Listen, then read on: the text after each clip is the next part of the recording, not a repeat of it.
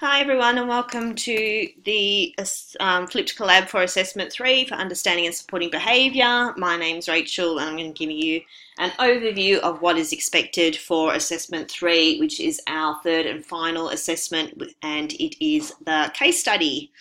Let's get started straight away and get into the details. So first off, I've just got some details from our assessment details, which lets us know that this final case study has a 1,500 word limit and a 30% weighting.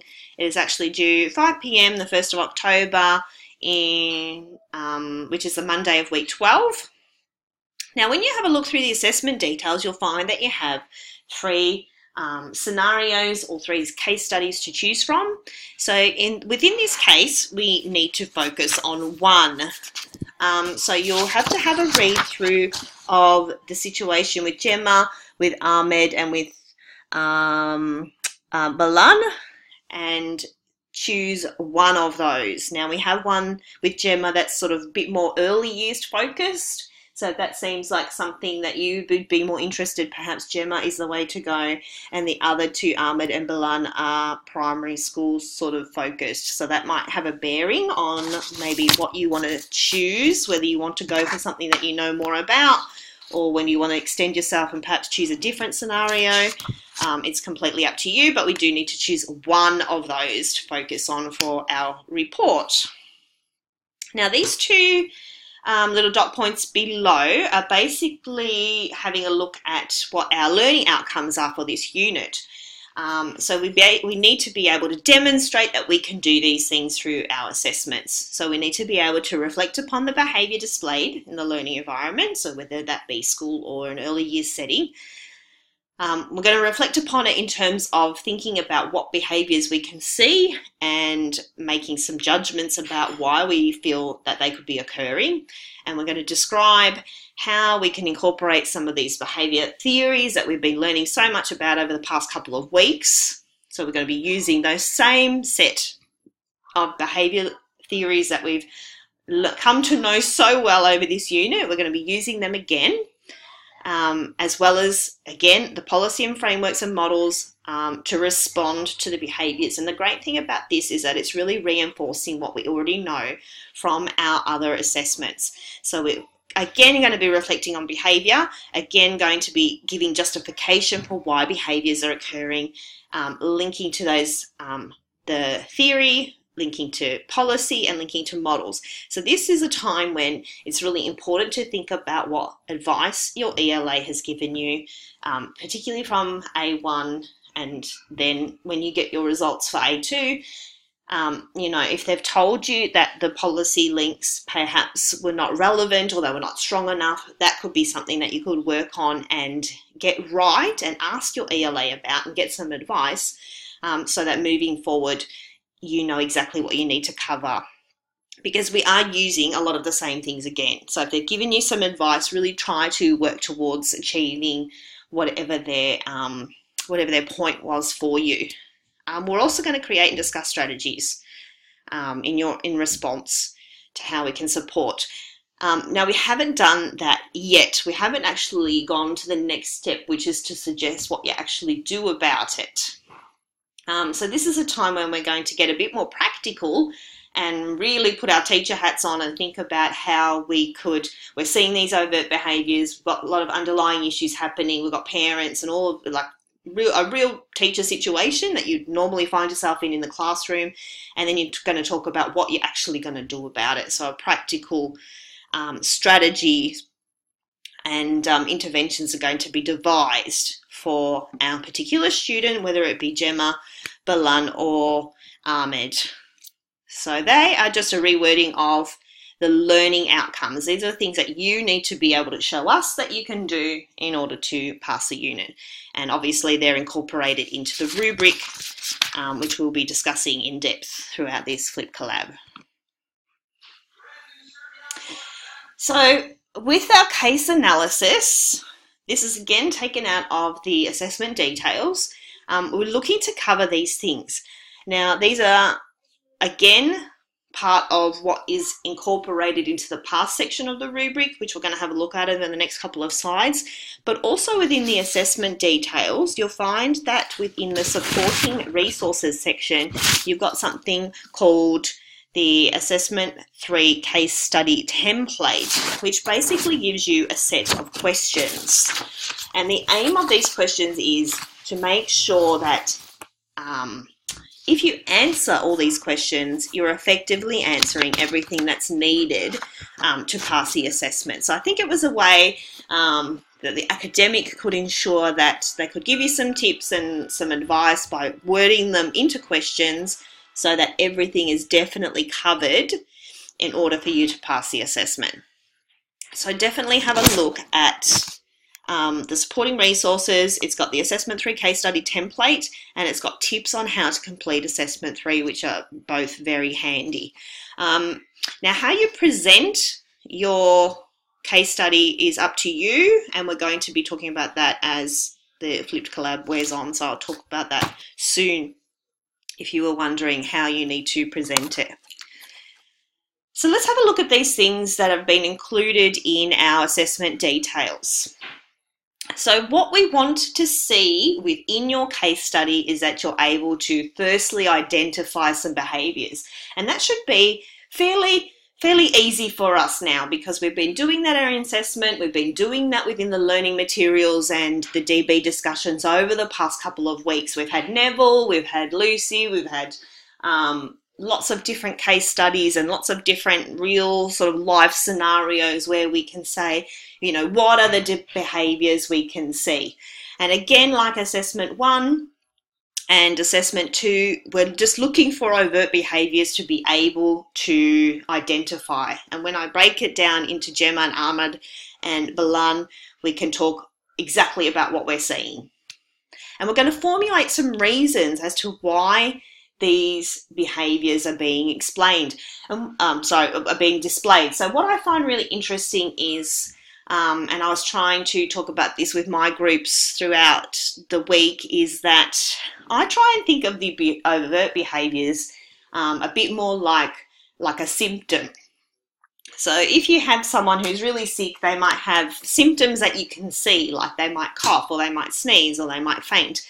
But we're not treating the symptoms. We don't want to just treat the symptoms. There's got to be a reason why the person's feeling that way, and there'll be a lot of underlying issues. If we imagine we're a doctor and we're going to diagnose this person, we don't want to just look at the outwardly symptoms that we see. So the same with people working in education. If we see somebody hitting, if we see somebody screaming, well, we can deal with the hitting and the screaming, but we probably won't get very far. We need to be able to formulate reasons why the hitting and the screaming or the withdrawing or whatever these overt behaviours are that we are seeing. We need to really look a little bit deeper under the surface and think about why these behaviours are occurring, and hopefully formulate some reasons and link that to our theory. So we could use humanism, or we could use ecological theory or sociocultural behaviourism.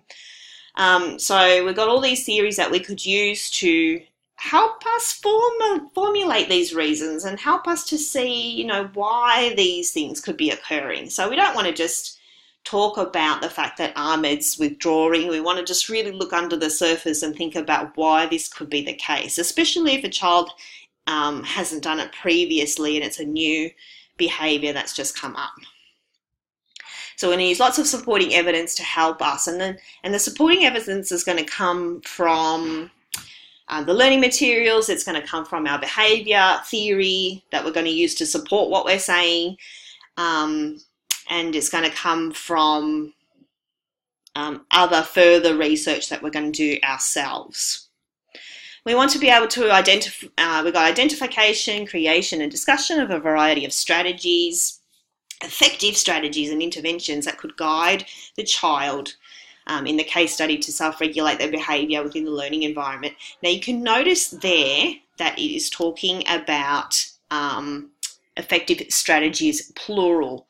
So you will need to suggest, and I could say in the 1500 word count that there are going to be multiple things that you could suggest.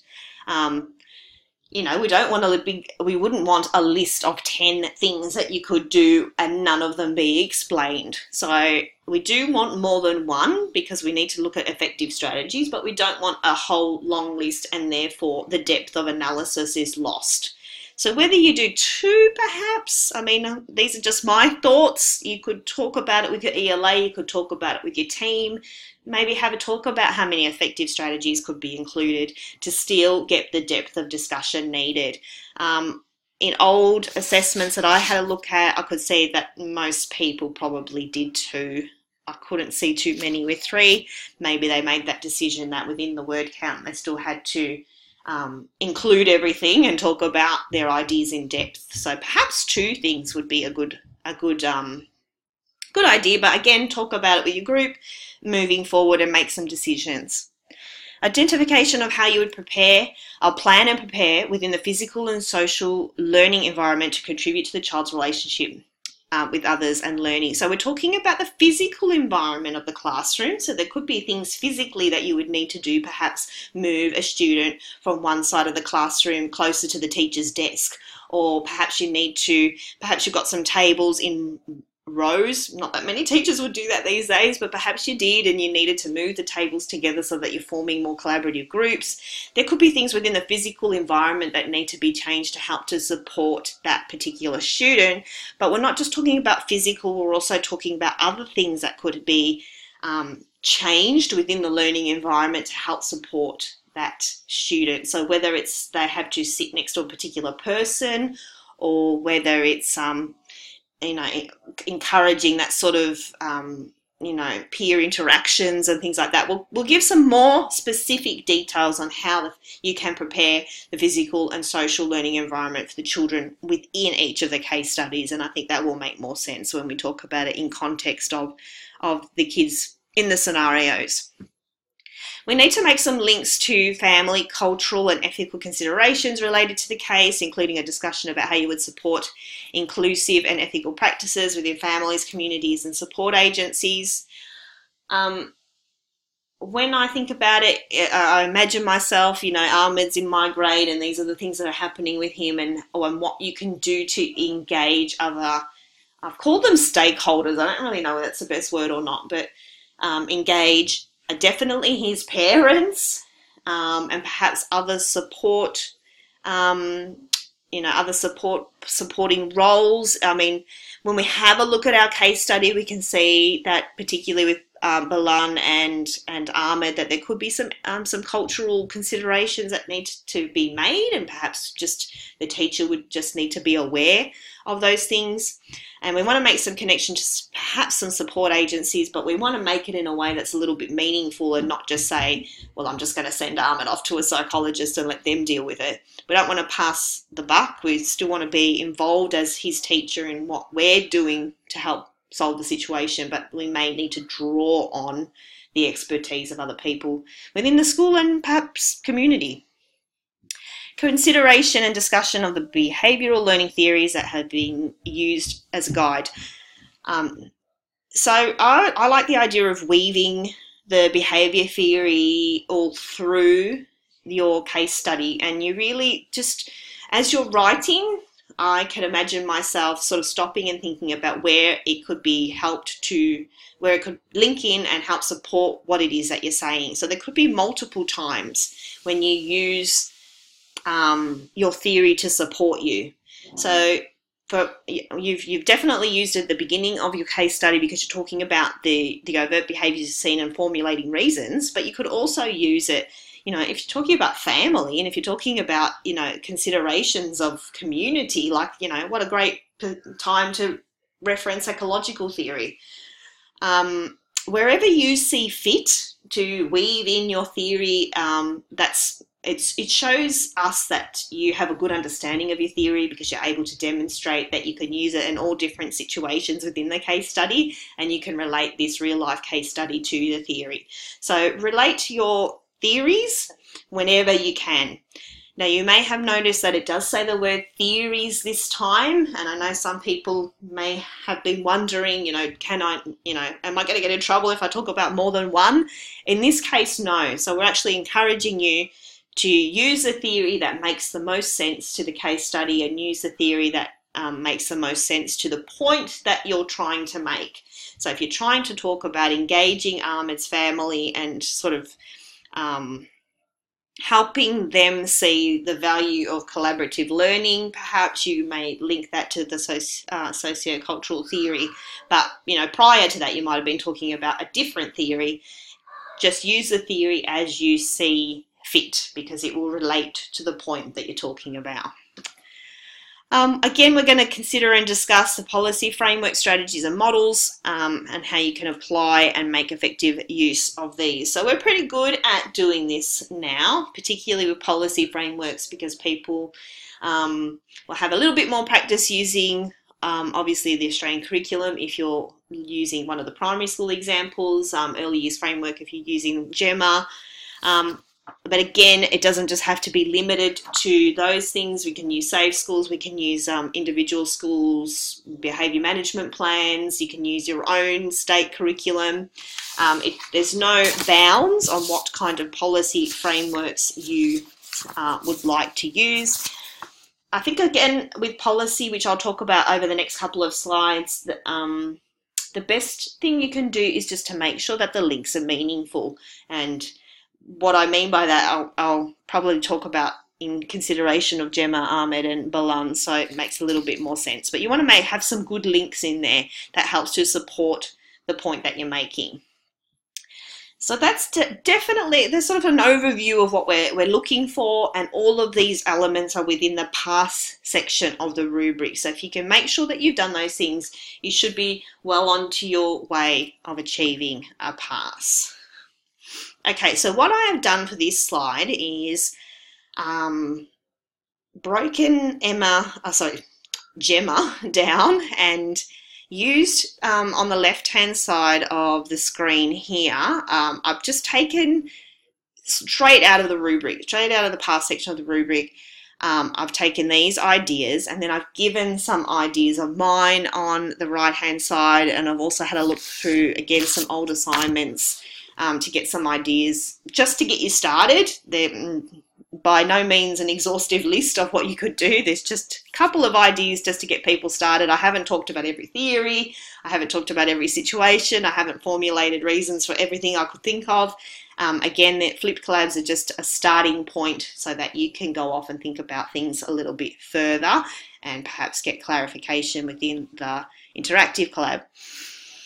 So elements of the rubric, you'll see here that the first thing you need to do is identify behaviours. So remember, we're talking about overt behaviours that you can see and hear from the child. So we look at the child, we can see them screaming. We look at the child, we can see them crying.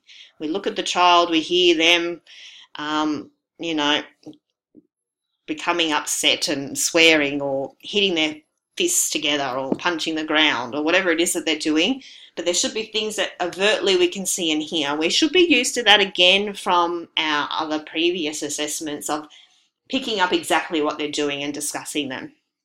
So within Gemma, I didn't cut and paste the whole scenario in there because I know that you guys can have it read yourself and everyone's capable of doing that. So, but basically, because she's 5 years old, we're going to be sort of focusing on an early years setting, so thinking about early years framework, but basically she becomes upset when she doesn't get a go or she has to wait for her turn.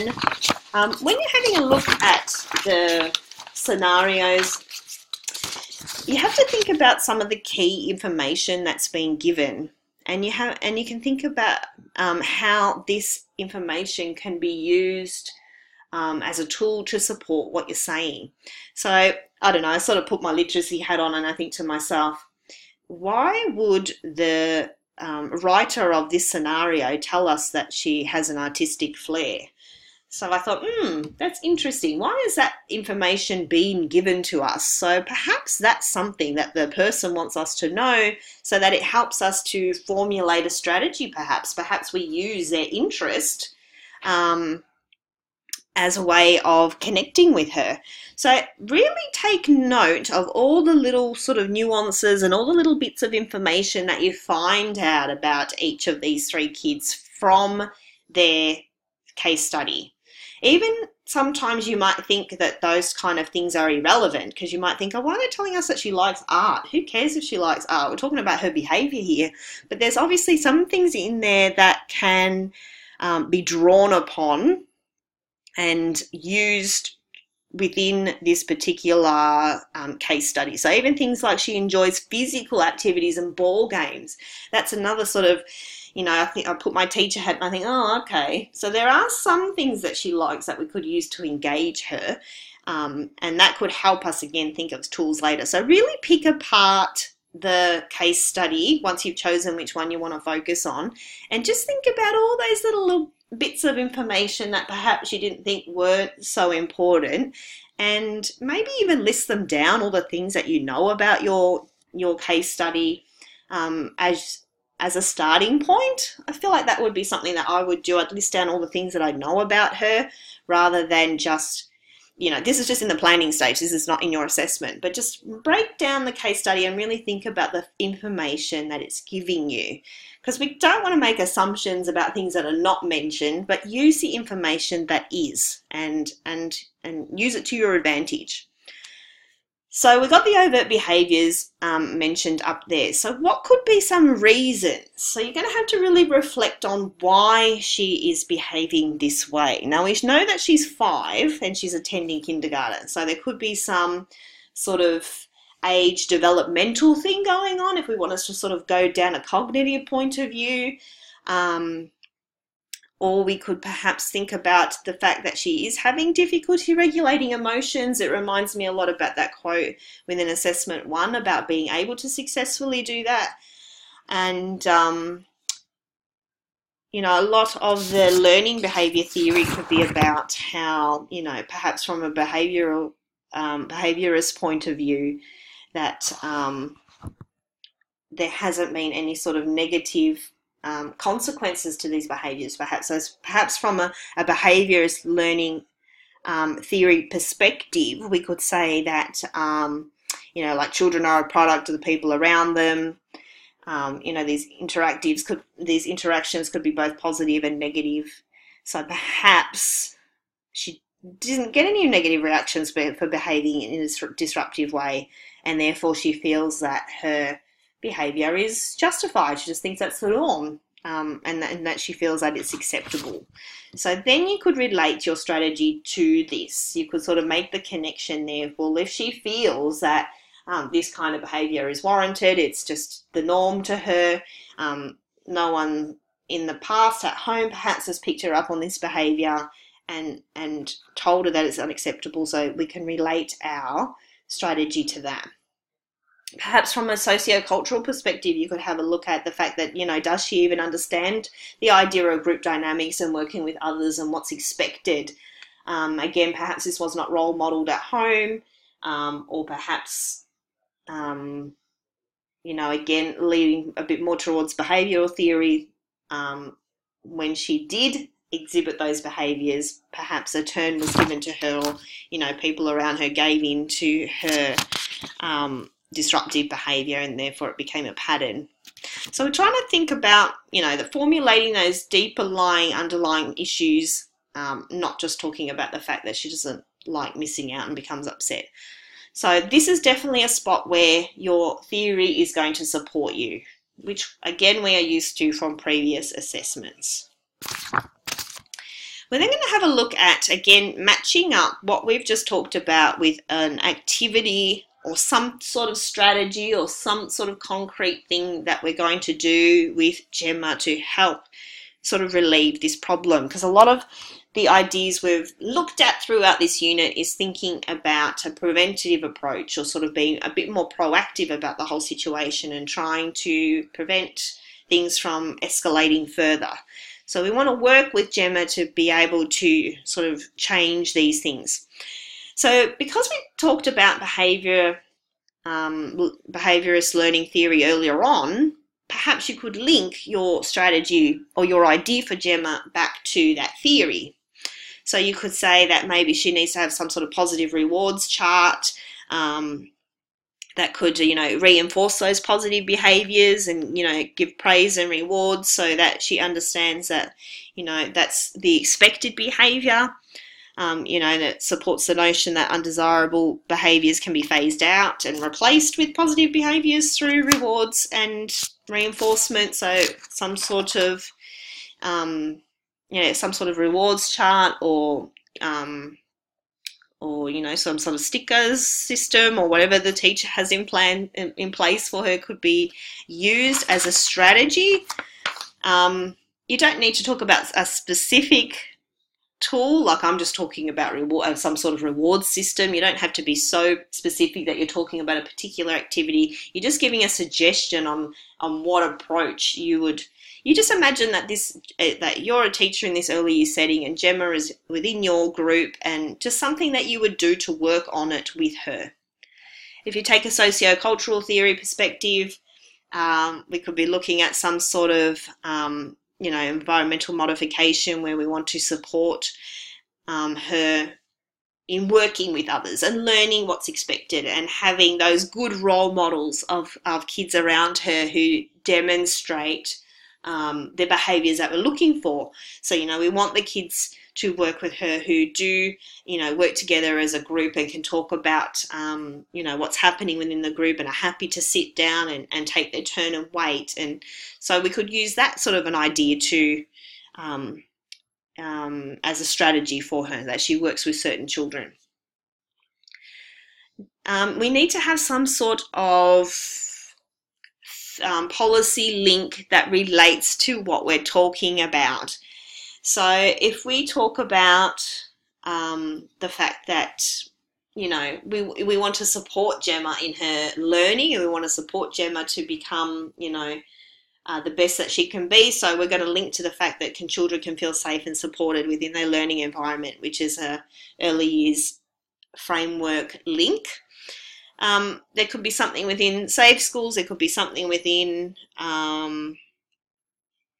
other sort of policy links, probably not so much because it's early years, it limits it slightly. But, the early years learning framework's a big document and you should be able to find something that matches up with what you're including in your strategy for Gemma. So we need to consider the environment. So again, from a behaviourist point of view, there could be some sort of wall chart that's needed in the physical environment to make it very concrete to Gemma, something that she can see. She can, it's a big poster on the wall and she can see that her name's on the chart and perhaps she can see that she's got 3 gold stars and that's reinforcing to her that she's, wants to achieve and wants to get more, and it gives her some sort of incentive thing that she can look at. We want something that's going to be, effective for others in the classroom as well. So, implementing this reward system is not only going to be beneficial for Gemma herself, but it's also going to be beneficial for others in the classroom as well. So it's a win-win sort of situation there. So that's why a wall chart could be good in the physical environment, because it is there for everybody to see. When we talk about the social environment, we're talking about how we can help sort of navigate interactions and sort of encourage and, help build better social interactions between students. So there could be, perhaps something to do with who is chosen to work with Gemma. Remember we talked about we wanting her to have some good role models around her. So maybe we think about pairing of particular students who are demonstrating those particular behaviours that we want her to also behave in that way. So we'd have things like, it would be, beneficial for Gemma to be exposed to acceptable behaviours in her learning environment, seating her and purposely encouraging her to collaborate with students that can model positive behaviours would be, of benefit to her. Socio-cultural theory would suggest that Gemma should imitate and copy these desired behaviours due to constant exposure to them.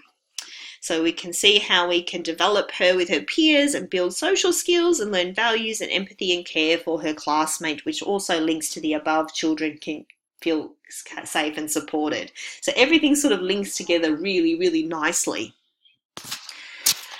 With the stakeholders, we really want to be able to weave them into the discussion and perhaps mention different stakeholders at different points of their discussion about Gemma. So if we backtrack a little bit and we go back to the strategy that we could suggest for Gemma, you might want to weave into this little part of your case study that there might be some contact with the parents. You might want to suggest that you really like to open up discussion a bit more because you've been trying to engage with the family. Remember, in the case study it told us that you weren't having much success.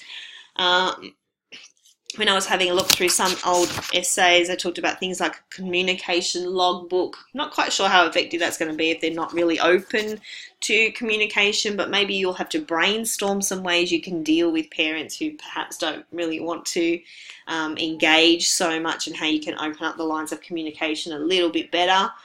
So maybe you can mention early on in your strategy that parents being contacted and engaged in some form could be implemented. So that means that you're weaving this into your discussion. So you've talked about parents early on, and maybe if things still aren't working out and you might need to engage with somebody else, some sort of other stakeholder, whether it be some sort of external agency or community or whatever you're going to then suggest, that could be followed up within the end part of the strategy, so that you're touching on it sort of multiple times.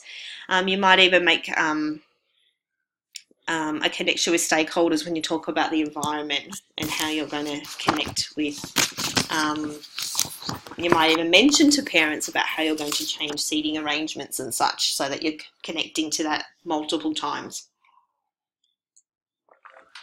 I just had to have a big drink of water because I've got a horrible cold and my voice is going, so hopefully I'll make it to the end of this. Alright, so that's just a big overview. Sounds like a lot of information, and I probably haven't touched on nearly as much as I would like, but remember, we've got the interactive collab coming up, and these are just some ideas on what you could perhaps talk about with Gemma, and we definitely have not talked about it in perspective of lots of different theories, which we can do at our interactive collab. So good old Ahmed, I must admit, I think I would choose this one if I was doing this particular assignment, because I'm always drawn to the primary ones because I've dealt with so many of these issues before. So we've got Ahmed here. I'm not going to read his whole case study either, but generally he always seemed happy and engaged with learning. But in recent weeks, which I think is an interesting point, he has started to become withdrawn. You've observed him on the playground, is isolated, reluctant to join in. When he does participate, he remains quiet and does not appear to contribute to discussion. His family have no issues and they think he's fine. And they tell him, he tells them that, when he's playing activities and he's happy and he's fine. So again, I would really break down that case study and really think about the kinds of information that you can draw on within its case study. There's a lot more going on than just the overt behaviours that we're seeing. So we're seeing things like not playing with others and being isolated and withdrawn. But the interesting thing is that it's only happened over the past couple of weeks. So why has this now happened? We can't say that he's just always been a shy kid. That's not the case. So we just assume that he has been playing with others and now is suddenly not over the last couple of weeks and seems to be becoming more and more withdrawn.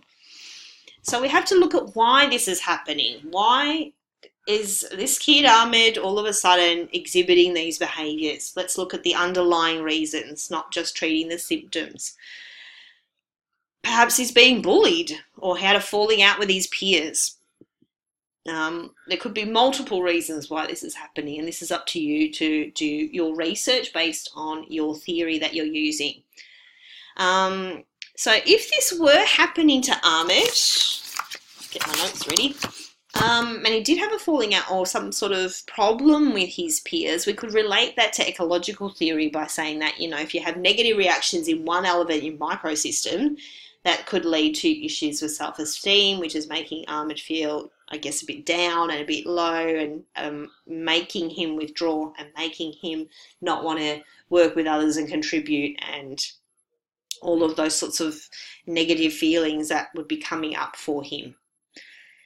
Perhaps you relate it to humanism and you have a look at the map. You know, your behaviour reflects your internal feelings. So if you feel that lacking of a sense of belonging, that could be an issue where, again, it probably relates a little bit to, you know, taking a toll on self-esteem as well.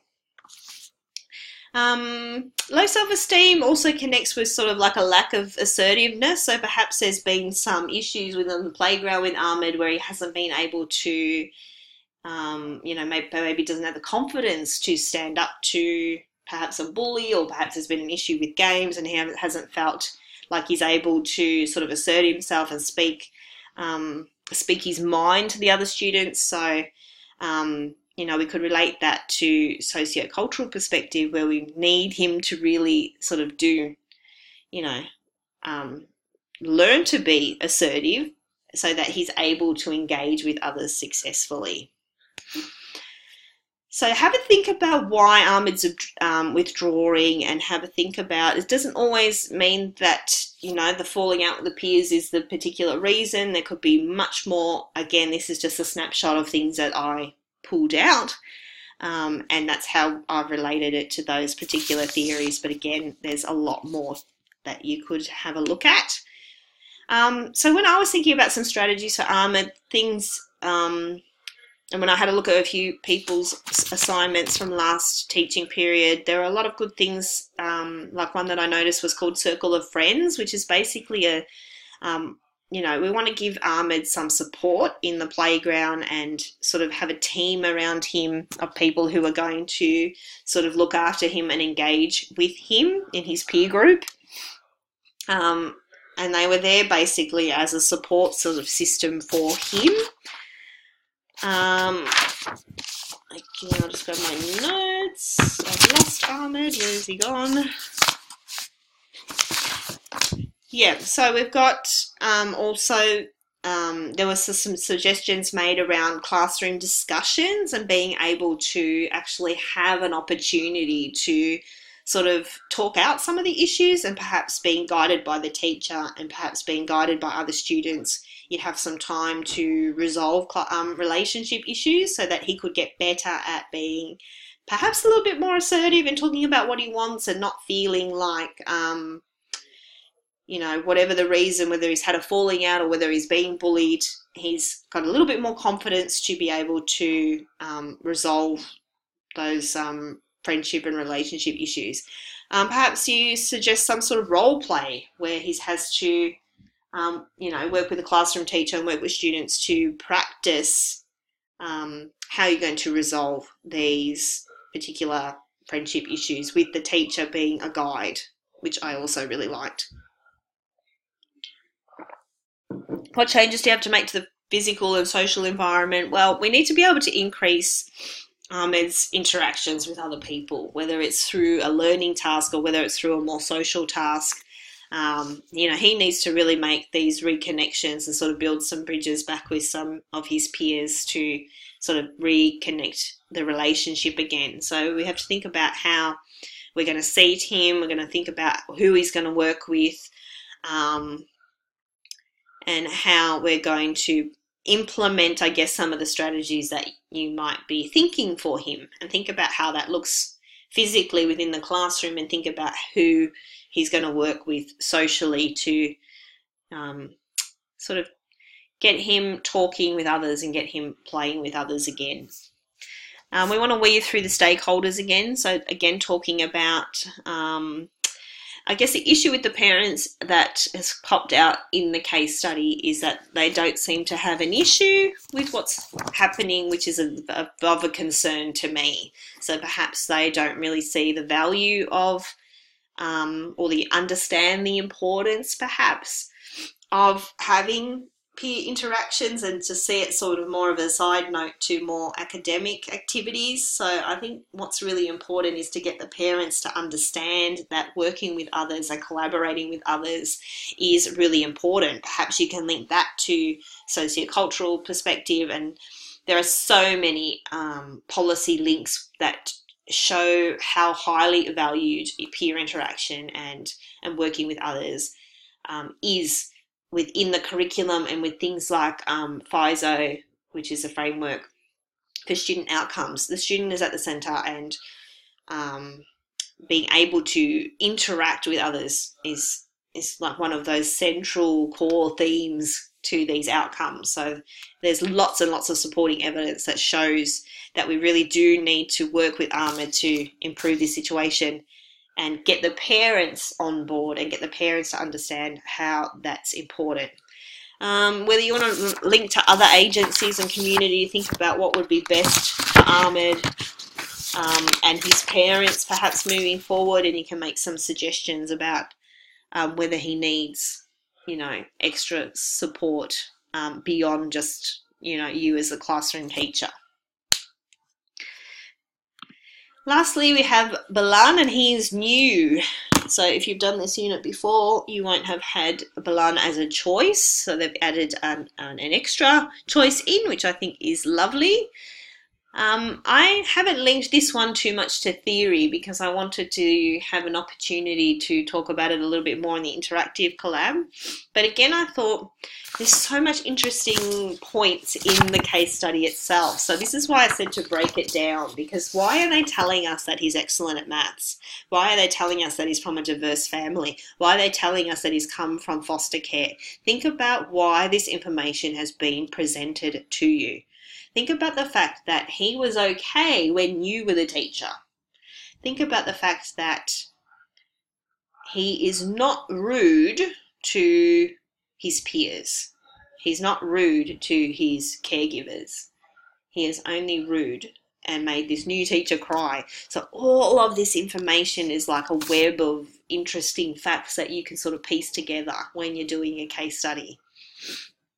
So we know that he's rude, disruptive, and aggressive towards this other teacher. Not you, not the parents, not other peers. So that's really interesting to me. So I can see a lot of learning theories being able to attach to this. But to me, I think, he must have made a connection to you as a teacher. And he valued you and behaved appropriately for you. So perhaps, he was connected to you as his initial teacher. Perhaps the issue of foster care could be linked into that. Maybe there's a lack of attachment. There are attachment issues going on under the surface. Remember, we're thinking about these deeper level issues, not just being rude, aggressive, and disruptive. So there's lots of things going on there that we could think about the reasons why he's doing this to his new teacher. So it's quite calculated, I suppose, quite on purpose, the fact that he's not behaving like this to other people, but just this new teacher. What does that tell us about him as a student? What ideas can we give for Balan? Well, as far as I can see, we really need to be able to foster this teacher-student relationship with the new teacher. So how can this new teacher better engage with him? And what better way is that you think about what clues we've been given in the case study itself. And I thought, well, if he loves maths and he's excellent at maths, perhaps that's a middle ground where the new teacher and Balan can come together and perhaps work on some maths activities together to sort of foster the relationship and sort of think about how he can the relationship can be repaired and you can work together again. It doesn't mean that you've got to talk about a maths activity you're going to do together. I'm just saying that perhaps you could use his interests as a way of a lead in to, repairing the relationship. And also you could link that to your theory as well, because if you're going to be engaging over interests, that can link to your behaviour theory. We have the teacher-centered learning could give some time. So perhaps Balan just needs some time to work with his new teacher in a way that's going to have time to form a stronger relationship.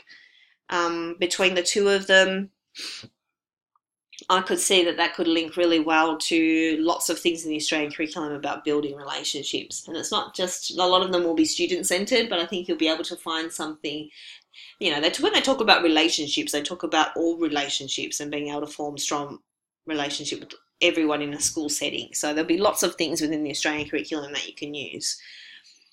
Again, we're going to talk about parents. Doesn't mean that you'll have to always talk about parents, but it just seems like an obvious choice to me that parents are going to be involved whenever issues arise. So I always think back to how, building the relationship with parents could be really important. And perhaps if Balan sees that, the teacher really cares about him and really wants to improve the situation and is engaging his parents, that could see that could be a first step towards sort of repairing that relationship as well. So the key with the 3 case studies is to really break down the case study and think about all the little clues that are inside the case studies and what information that's going to give you sort of ideas and strategies to go from and using the information that you're being given.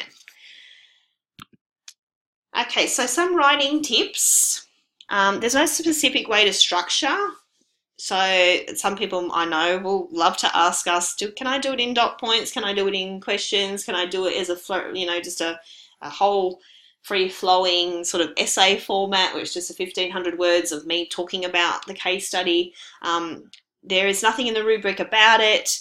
It's completely up to you. Even the academic said in the tip sheet that, you could formulate those little questions as like subheadings of things that you want to cover.